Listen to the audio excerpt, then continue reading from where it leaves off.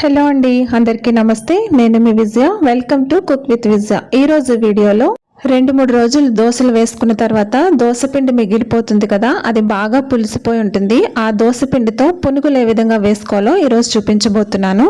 చాలా క్రిస్పీగా కరకరలాడుతూ వస్తాయండి.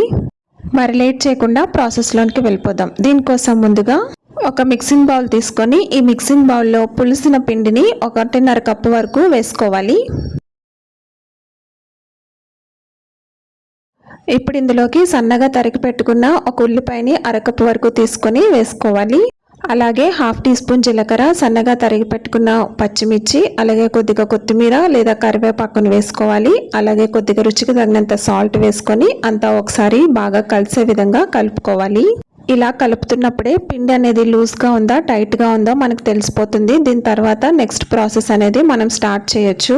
అంతా కలుపుకున్న తర్వాత పిండి చూసారా కొంచెం లూజ్గా ఉంది. ఇప్పుడు ఇందులోకి 1 టేబుల్ స్పూన్ వరకు బేకింగ్ సోడా, 1 టేబుల్ స్పూన్ వరకు మైదా పిండి, అలాగే గోధుమ పిండి, అలాగే బియ్యం పిండి కూడా వేసుకొని అంతా ఒకసారి కలిసేలాగా బాగా కలుపుకోవాలి. మైదా పిండి వేయడం వల్ల పిండి అనేది గట్టి పడుతుంది. అలాగే బియ్యం పిండి వేయడం వల్ల ఆయిల్ అనేది ఎక్కువ పీల్చుకోకుండా ఉంటుంది. చూసారా కన్సిస్టెన్సీ అనేది ఈ విధంగా ఉండాలి. ఇప్పుడు ఈ పిండిని 10 నిమిషాల పాటు నాననివ్వాలి.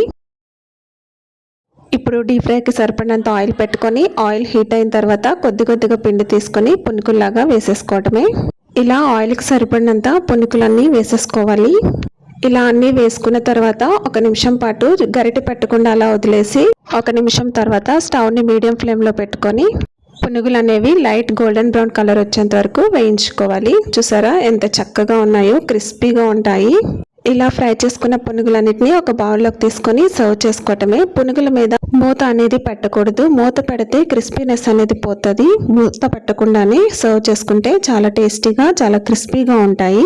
వేడిగా ఉండగానే ఈ దోశ పునుగులు అనేవి తింటే చాలా టేస్టీగా ఉంటాయి. మరి మీరు కూడా ఒకసారి తప్పకుండా ట్రై చేయండి. ఈ వీడియో కనుక మీకు నచ్చినట్లయితే లైక్ చేయండి, మీ ఫ్రెండ్స్ అండ్ రిలేటివ్స్కి షేర్ చేయండి. మరిన్ని హెల్తీ అండ్ టేస్టీ రెసిపీస్ కోసం నా ఛానల్ని సబ్స్క్రైబ్ చేసుకోండి. Thank you for watching.